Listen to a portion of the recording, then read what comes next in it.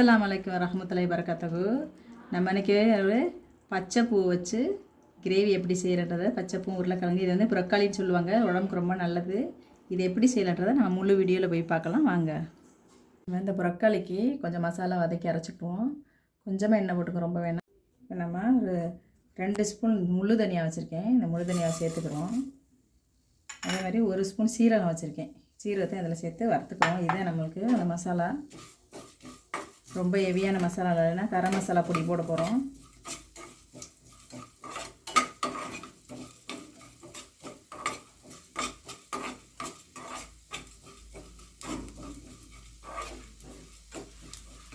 லேசாக பொரிய ஆரம்பிச்சிருச்சு. இந்த டைமில் ஒரு 10 பல்லு பூண்டு இருக்கும் வச்சுருக்கேன், ஒரு விரல் அகலத்தில் இஞ்சி வச்சுருக்கேன். இதையும் நம்ம அதை கூட போட்டு வதக்கிக்கிறோம்.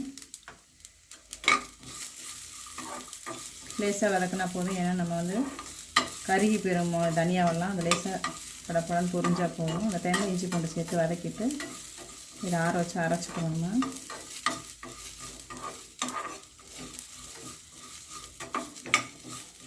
போதும், இந்த அளவுக்கு வதங்கினா போதும்.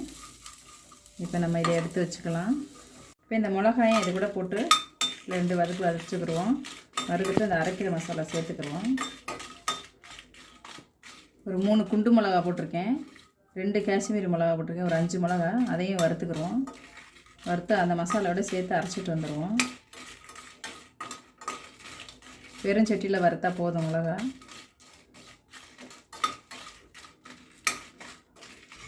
போதும் நம்ம வறுத்தது. காரம் வந்து நம்ம விருப்பம்தான். நான் வந்து 2 காஷ்மீரி மிளகாவும் 3 குண்டு மிளகாவும் போட்டிருக்கேன். இதையும் நம்ம அது கூட சேர்த்து அரைச்சிட்டு வந்துடலாம். நைஸாக அரைச்சிட்டு வந்து நம்ம பார்க்கலாம். ஒரு பாத்திரம் வச்சுக்கலாமா.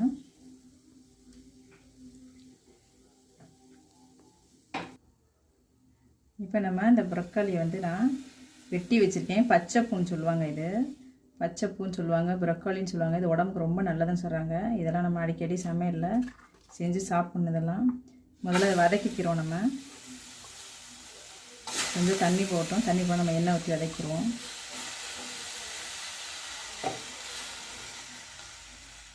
இந்த பூவை வந்து நம்ம இந்த தண்டுகளை வீணாக்க வேணாம், நல்லாயிருக்கும். இந்த தண்டு நல்லா அப்படி 2ஆக கட் பண்ணிவிட்டு தண்டுகளை பொடியே கட் பண்ணி போட்டுக்கிறோம். நம்ம நல்லாயிருக்கும், வெந்துருச்சுன்னா சூப்பராக இருக்கும்ல, சாஃப்டாக வெந்துடும். அது ரொம்ப முத்தின தண்டு வேணால், பிஞ்சு தண்டை மட்டும் இப்படி சேர்த்துக்கிறோம். இந்த மாதிரி சேர்த்துக்கிறோம். நம்ம 1 ஸ்பூன் எண்ணெய் அதில் சேர்த்துக்கிறோம். அதை வதக்கிறதுக்கு நல்லா 1 ஸ்பூன் எண்ணெய் சேர்த்து வதக்கிக்கிறோம்.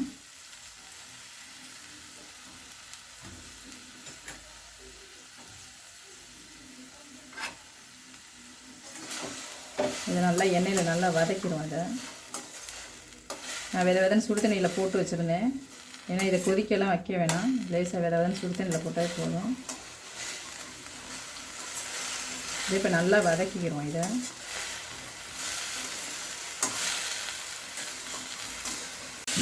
கொஞ்ச நேரம் இப்படி வதக்கிக்கிறோம். இப்படி வதக்கி எடுத்துகிட்டு நம்ம இதுக்கப்புறம் அதே கடாயிலே தாளிச்சிடலாம். நம்ம போதும் இது வதங்கினது.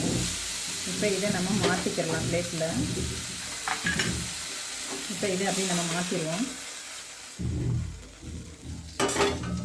இப்போ முழுசாக வெட்டி வச்சுருக்கேன். இதையும் நம்ம அரைச்சி பேஸ்ட்டாக எடுத்துகிட்டு வந்துடுவோம். அதுக்கப்புறம் நம்ம சமைக்க ஆரம்பிப்போம். 2 தக்காளி மசாலா 2மே அரைச்சாச்சு. இப்போ நம்ம தாளிக்க ஆரம்பிச்சிடலாம். இந்த ப்ரொக்காலி வதக்கின கடாயிலே எண்ணெய் ஊற்றிக்கிடுவோம். அதே கடாயிலே வச்சுக்கலாம். இதை பச்சை பூன்னு சொல்லுவாங்க, ப்ரொக்காலின்னு சொல்லுவாங்க. இது வந்து ஒரு பிரிஞ்சி இலை 2ஆக பிச்சு வச்சுருக்கேன், அதை நம்ம அதில் சேர்த்துக்கிடுவோம். சேர்த்துட்டு வெங்காயம், ஒரு பெரிய வெங்காயம் பொடியாக வெட்டி வச்சுருக்கேன், அதையும் நம்ம அதில் சேர்த்துருவோம்.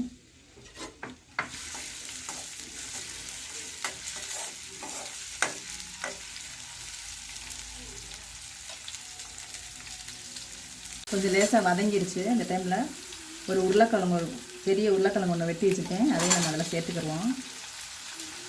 2 சேர்ந்து வதங்கட்டும்.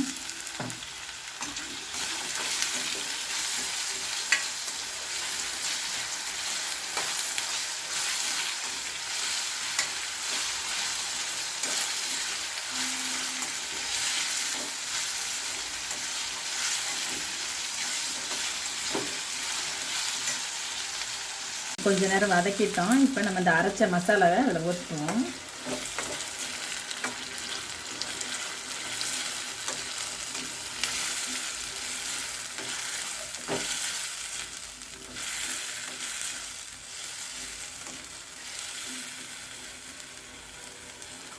இதே நம்ம ஒரு 1/4 ஸ்பூன் மஞ்சத்தூள் போட்டுக்கிடுவோம். ஒரு 1/2 ஸ்பூன் வெறும் மிளகுத்தூளும் அதில் சேர்த்துக்கிடுவோம். தூள் போடலைன்னா மிளகு கூட வச்சு நம்ம வதக்கி அரைச்சிக்கலாம். நான் அன்றைக்கி தூள் போட்டிருக்கேன்.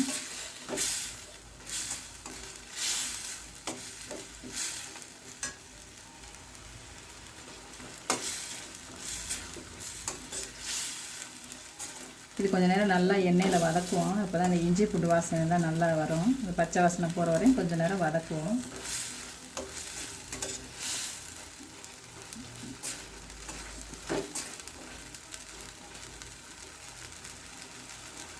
நம்ம அரைச்ச தக்காளியையும் அது கூட ஊற்றிடுவோம். ஊற்றிட்டு கொஞ்சமாக லைட்டாக கிண்டி விட்டுட்டு மூடி விட்டுருவோம். நம்ம இந்த தக்காளி தண்ணியில் மசாலா தண்ணியிலே கொஞ்சம் நேரம் உருளைக்கிழங்கு வேகட்டும். வாசனை சூப்பராக இருக்குது, நல்லா இருக்குது. இது சாப்பாடு கூட, புலாவு கூட, சப்பாத்தி, இட்லி, தோசை எல்லாத்தோடய சாப்பிட்லாம். ரொம்ப நல்லாயிருக்கும் இந்த கிரேவி.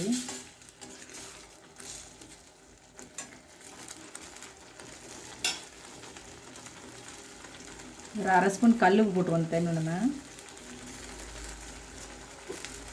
நம்ம இந்த மிக்ஸி கலந்த தண்ணி மட்டும் சேர்த்துக்குருவோம். போதும் நம்மளுக்கு இதுக்கு. இது அப்படியே நல்லா கொதிக்கட்டும். மூடி போட்டு விட்ருவோம். கொஞ்சம் நேரம் உருளைக்கிழங்கு வேகட்டும். கொஞ்சம் நேரம் அப்படியே மூடி போட்டு மீடியம் ஸ்பீடில் வைப்போம். உருளைக்கிழங்கு எவ்வளோ வெந்திருக்குன்னு பார்ப்போம். தண்ணி கொஞ்சம் சுண்டிடுச்சு. இந்த டைமில் நம்ம ஒரு 1/2 ஸ்பூன் கரம் மசாலா கொஞ்சம் சேர்த்துக்கிடுவோம். சின்ன ஸ்பூனில் ஒரு 1/2 ஸ்பூன் சேர்த்துக்கேன். ஏன்னா இதில் நிறைய கரம் மசாலா போட்டிருக்கேன். வாசனை அதிகமாக இருக்கும்.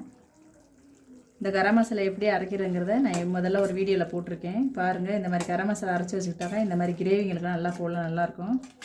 இந்த டைமில் நம்ம இந்த வறுத்து வச்ச வதக்கின புரக்காளி பச்சை பூவையும் நம்ம அதில் சேர்த்துருவோம்.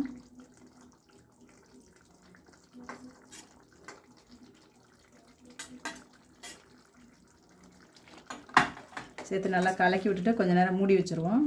சீக்கிரமாகவே வெந்துடும் இந்த பச்சைப்பூ.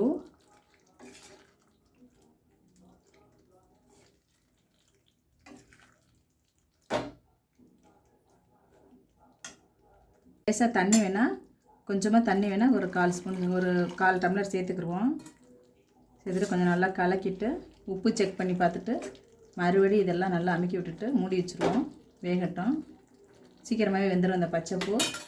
மீடியம் ஸ்பீடாகவே இருக்கட்டும், தீஞ்சிரும். மீடியமாகவே இருக்கட்டும். ஒரு 10 நிமிஷம் ஆயிடுச்சு. நம்ம எந்த அளவுக்கு வெந்திருக்குன்னு பார்ப்போம்.